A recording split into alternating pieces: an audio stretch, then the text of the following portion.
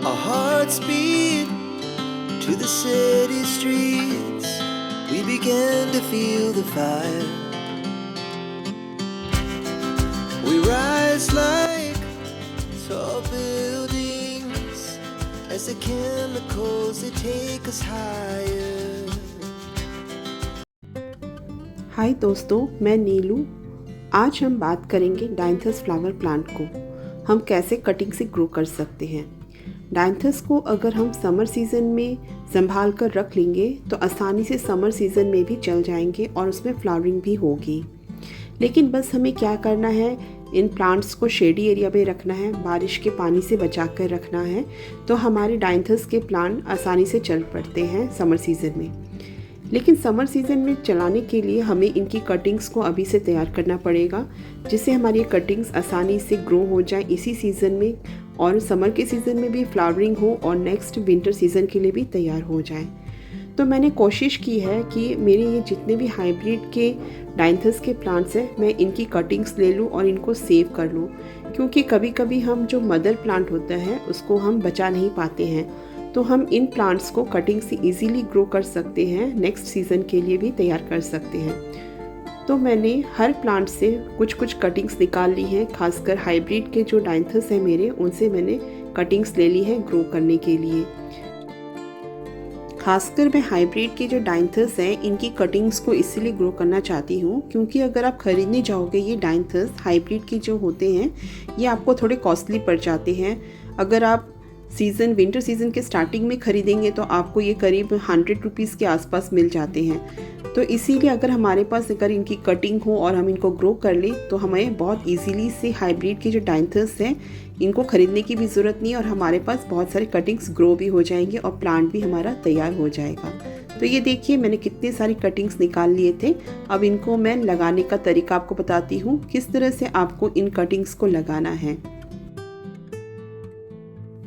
ये जो आप सॉइल देख रहे हैं ये मेरा पहले से ही पुराने गमलों की मिट्टी है, जिसमें पहले से ही वर्मी कंपोस्ट अच्छी मात्रा में मिक्स है।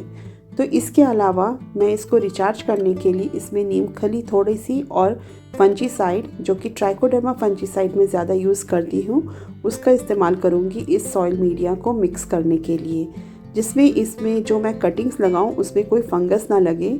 इसलिए मैंने इन सब चीज़ों का इस्तेमाल किया है इस सॉइल मिक्सचर में।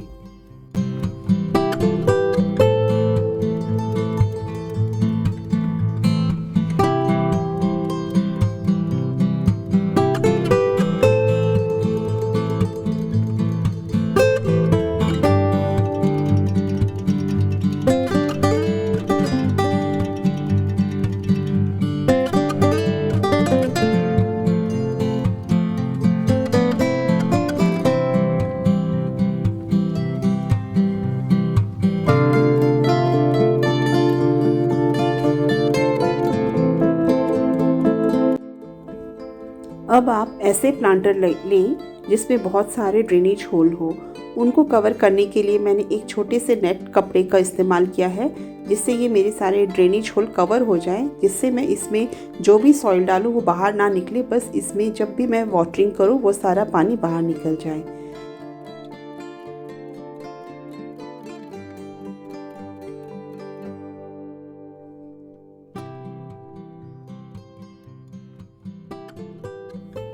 कटिंग को ग्रो करने के 3 तरीके हो सकते हैं। कटिंग को अगर आप एज इट इज़ भी लगा सकते हैं। दूसरा, अगर आपके पास रूटिंग हार्मोन है आप उसका इस्तेमाल कर सकते हैं। तीसरा, आप एलोवेरा जेल का इस्तेमाल कर सकते हैं। लेकिन उससे पहले आपने जो कटिंग ली है उसके सारे नीचे की लीव्स को निकाल दें, जिससे उसमें कोई फंगस ना लग सके जब हम इसको ग्रो करें।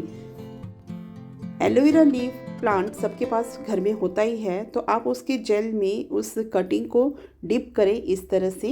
उसके बाद आप बस एक होल करके आप इसको लगा दें। बहुत इजी टू ग्रो है, और आपका इस मेथड से किया गया कटिंग ग्रो आपका 100% ग्रो करेगा। इसमें बिल्कुल भी किसी भी कटिंग का फंगस लग के ख़राब होने के कोई चांसेस नहीं होते हैं। तो आप इजीली इस तरह से अपने जितने भी डायंथस के कटिंग्स हैं उनको ग्रो कर सकते हैं। अगर आपके पास एलोवेरा जेल नहीं है, एलोवेरा प्लांट नहीं है, तो आप हल्दी में इसको डिप करके भी आप लगा सकते हैं इस कटिंग को। Our Our hearts beat to the city streets. We began to feel the fire. We rise like tall buildings as the chemicals they take us higher. The night's young and it's just begun as she puts her hand in mine.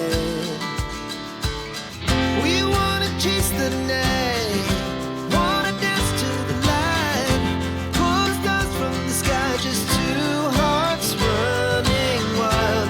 Never sleep, never stop, as we shout from the top.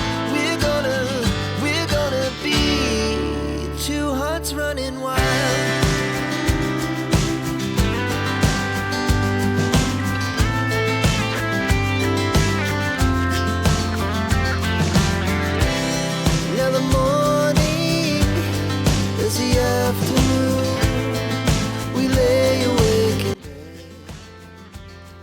सारी cuttings को लगा ली है मैंने अच्छी तरह से।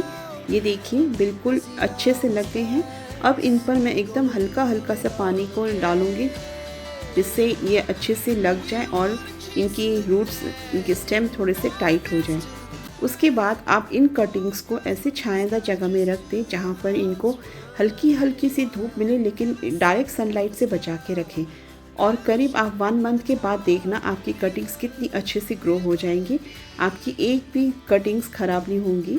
आपके नए डायंथस के पौधे बहुत जल्दी ही तैयार हो जाएंगे।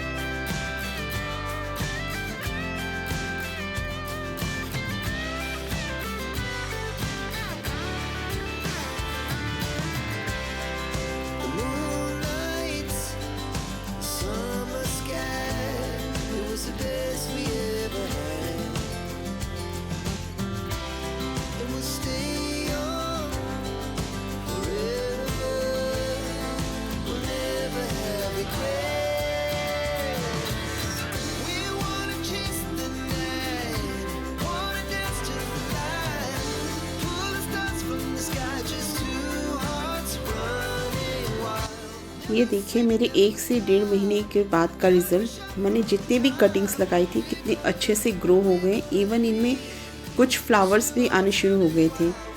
अब ये छोटे छोटे प्लांटर्स में हैं, लेकिन मैं इनको अब इनसे 6 इंच के बड़े प्लांटर में इनको शिफ्ट करूँगी, क्योंकि डायंथस के पौधों के लिए ये मेरे जो प्लांटर हैं छोटे पड़ रहे हैं। इनमें मैंने सिर्फ कटिंग्स ग्रो करने के लिए इसमें लगाया था। तो अब मैं इनको इनसे बड़े वाले प्लांटर में शिफ्ट करूँगी।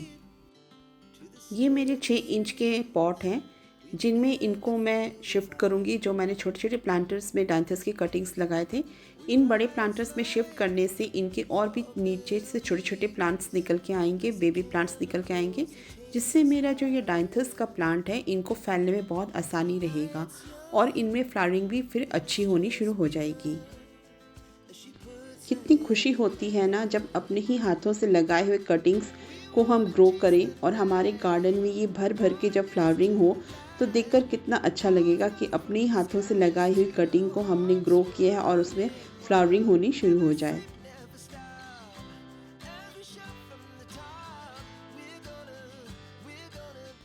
इसी तरह मैंने कटिंग से ग्रो किए डायंथस के छोटे छोटे प्लांट्स को बड़े प्लांटर में शिफ्ट कर दिया। कोशिश करिए आप इन प्लांटर्स को धूप में रखने के लिए जहाँ पे इनको 4 से 5 घंटे की अच्छी धूप मिले। अच्छी धूप मिलने पर इनमें अच्छी फ्लावरिंग होगी और आपके समर सीज़न में भी ये लास्टिंग करेंगे और विंटर सीज़न के लिए भी आपके ये प्लांट्स पूरी तरह से तैयार हो जाएंगे।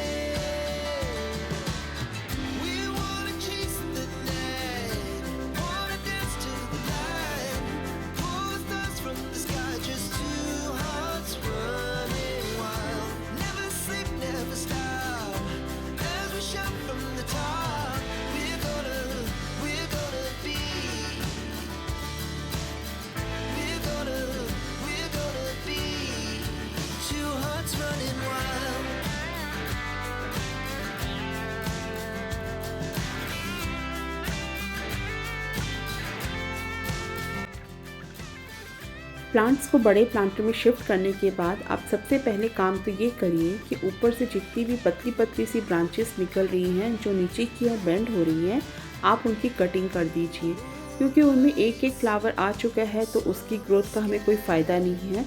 अगर हमें नीचे से और ग्रोथ चाहिए, हमें प्लांट को और ज़्यादा हेल्दी बनाना है, बुशी बनाना है, तो हमें ऊपर की जो ब्रांचेस हैं उनको कट कर देना चाहिए, जिससे नीचे से जो प्लांट्स निकल के आ रहे हैं उनको ज़्यादा स्पेस मिले बड़े होने के लिए। अगर आप इस तरह से इनकी कटिंग कर देंगे तो आप देखना कुछ दिनों में आपके जो नीचे से प्लांट्स आ रहे हैं उनमें अच्छी फ्लावरिंग होगी और उनमें फ्लावर्स भी भरी मात्रा में निकलेंगे और बड़े बड़े निकलेंगे। ये देखिए मेरे ये प्लांट्स अब पूरी तरह से तैयार हैं अगले सीज़न के लिए। अब इनमें समर सीज़न तक इनमें फ्लावरिंग स्टार्ट हो जाएगी और ये मेरे समर सीज़न भी सेफ़ रहेंगे, और विंटर सीज़न आते आते इनके प्लांट्स और भी बड़े हो जाएंगे और पूरी तरह से रेडी हो चुके होंगे मेरे विंटर सीज़न के लिए भी फ्लावरिंग देने के लिए। अगर आपको अपने प्लांट में बहुत ज़्यादा फ्लावर चाहिए और बड़े साइज़ के चाहिए तो हमें इन प्लांट्स के ऊपर की जो लेगी सी जो ब्रांचेस निकलती जाती हैं उनको कट कर देना चाहिए। और सबसे बेस्ट है कि आप इनकी जो फ्लावर जो स्पेंड हो चुके हैं उनको लगालग इनको कट कर दीजिए, जिससे ये सीड्स ना बन सके और अपना पूरा जो एनर्जी है वो नीचे से जो प्लांट आ रहे हैं उनके ऊपर लगाएं और फ्लावरिंग अच्छी हो, तभी आपको अच्छे फ्लावर्स मिलेंगे इन प्लांट्स में।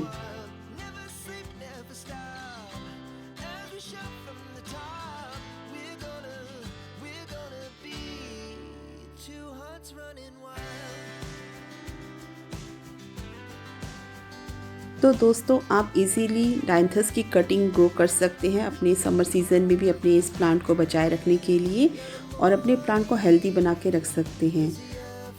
आपको मेरी ये वीडियो कैसी लगी ज़रूर बताना। आपका एक लाइक और एक कमेंट मेरे लिए बहुत वैल्यू रखता है, तो अपने व्यूज़ ज़रूर मेरे साथ शेयर करना कमेंट सेक्शन में।